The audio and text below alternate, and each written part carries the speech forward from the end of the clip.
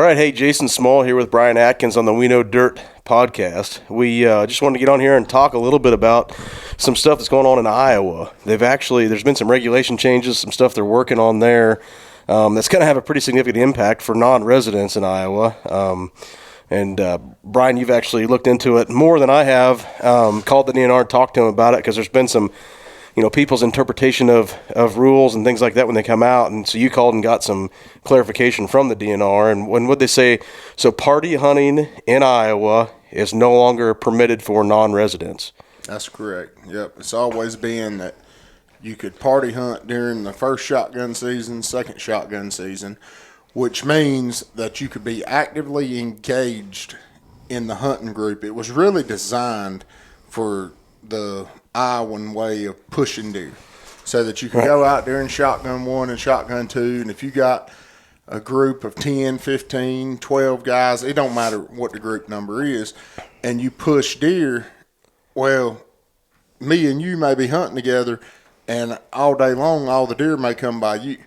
So however many legal buck tags was in that group, if there was 8 legal buck tags, technically you could kill all 8 bucks, and It was legal.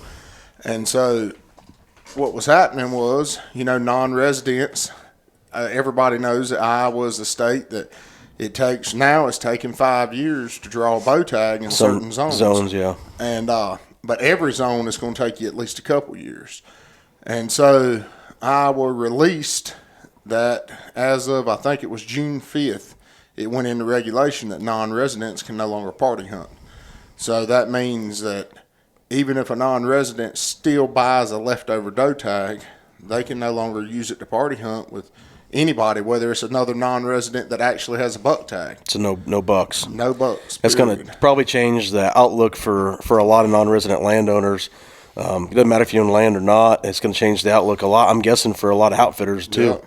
There's a lot of outfitters that I'm sure that's how they get around some of that stuff in shotgun season with some of these out-of-state hunters.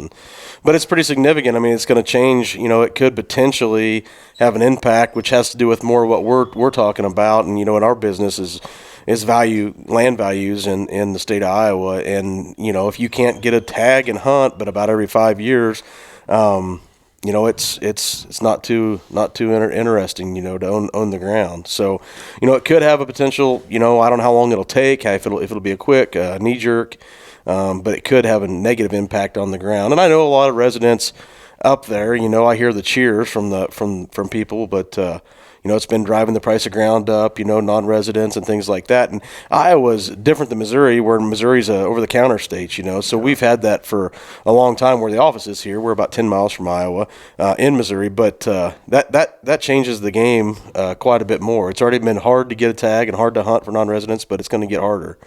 But I will say this. That is the difference. I mean, don't get me wrong. It's really good hunting here in northern Missouri, some of the best in the country. But that is the difference with the state of Iowa. Mm-hmm. The DNR does a really good job with protecting their resources. And that's why everybody wants to get that covenant Iowa buck tag, is because, it is some of the best hunting in the world. It's, Missouri's the best state that never was. Yeah. And it has to do with the regulations and what Missouri's willing to do. I don't know if it's, I've always heard the stories is the insurance lobby, because all the, the deer hit on the roads and what it costs there's my phone. What it costs the insurance companies for that kind of stuff. But yeah, that's the only thing I can see the difference in. There's an imaginary line across there, and there's more big deer in Iowa because the age structure and when deer get killed when they're you're hunting in Missouri, the most deadly weapon, rifle, and the most vulnerable time of the deer's life in the middle of the rut. So a lot of deer die down here that wouldn't. That is the biggest difference, because honestly, if you sit down and you count up the days, there's more gun hunting days in the state of Iowa than the state of Missouri. Mm-hmm. You have a early muzzleloader season in the state of Iowa, which is only for residents. So a non-resident never could even put in for that tag, but it's a week long. Then you have first shotgun season, which is 5 days, second shotgun season, which is 8 days, and then late muzzleloader season, it's just over 3 weeks. Yeah. So, Missouri, the only thing, you do have some special antlerless seasons now where they're 2 or 3 days.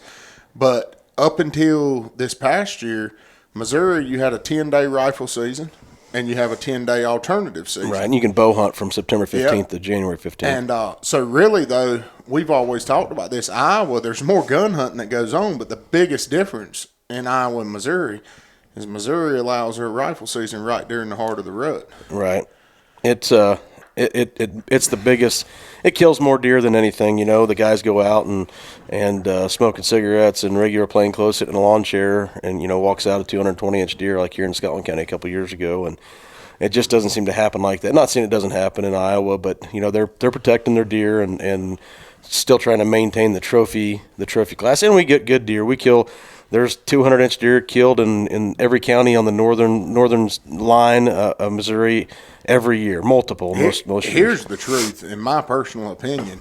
North Missouri is a whole lot better habitat than southern Iowa. Absolutely. Like southern Iowa was more rolling cattle pasture style ground that's been turned into tillable, and it's good habitat.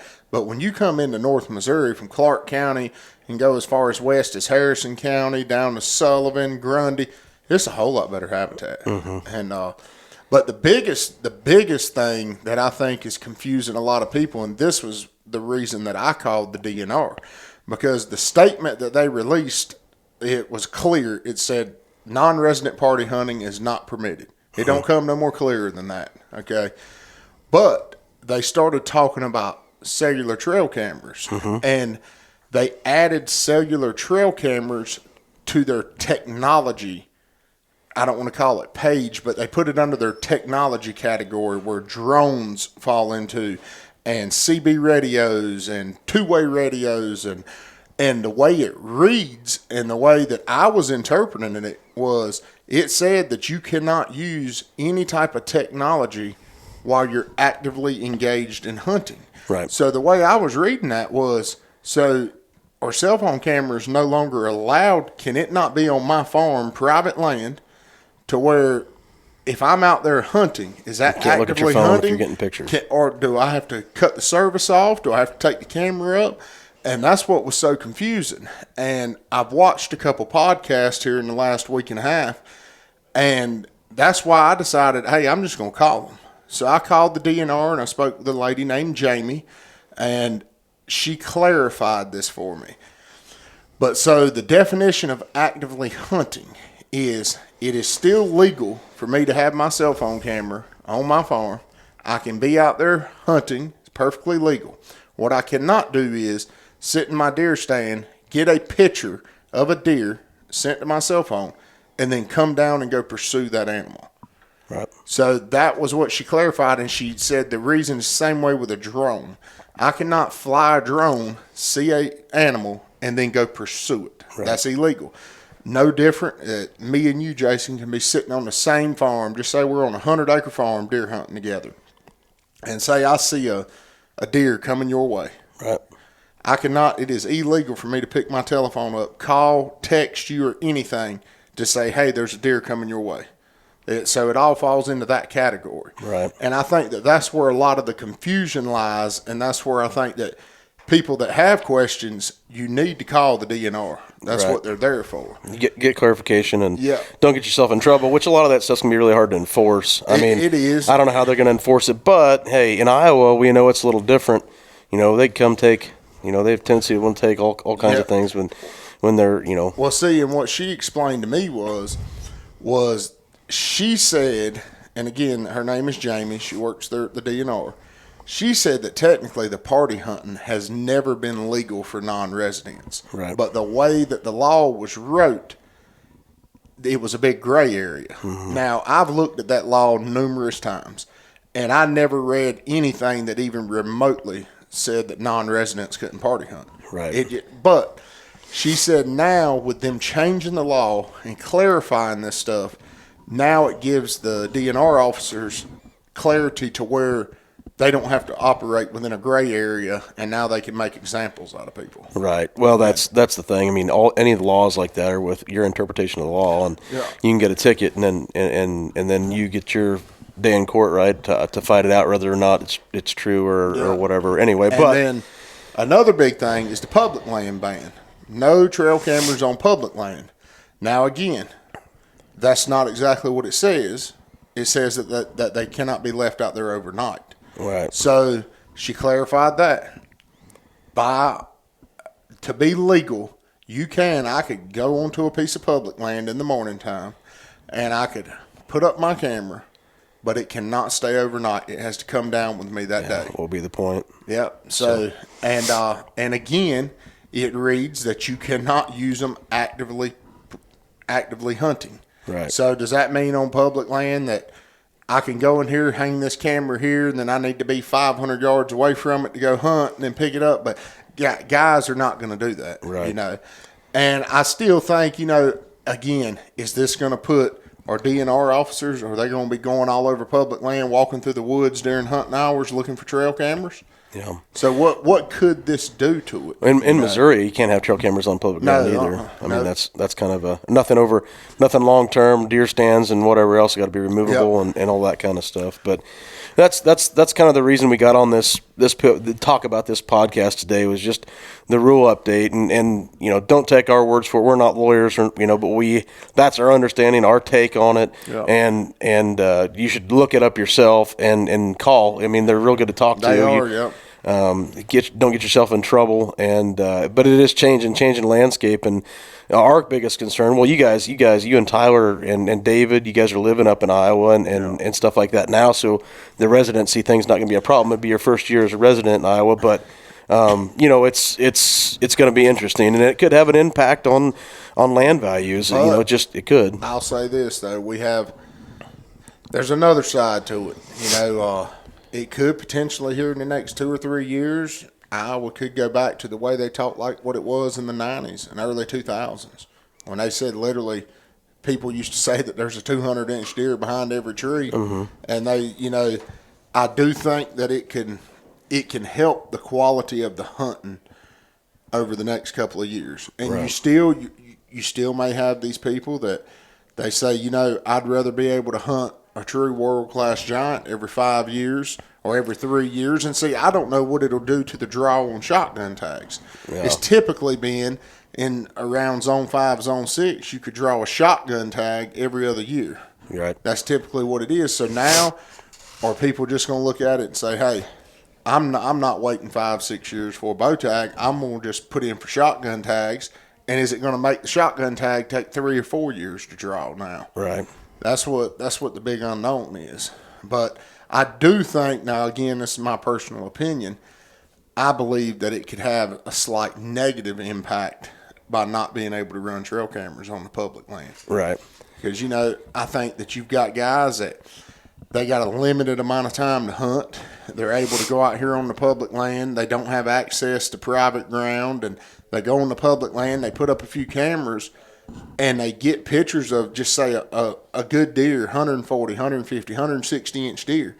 And so when they're able to hunt based off of what the intel's telling them, so they're able to use their time wisely because they have it limited, and they're passing these 120, 130-inch deer because they know that there's a bigger deer in the area. Yeah. To where now I feel like that there may be some people that say, you know what, I'm going in there and I'm going to kill the first one that comes by me and let it go, Yeah, it could be. I mean, you'd hope most people don't go to Iowa to kill 120-inch deer, but you never can tell.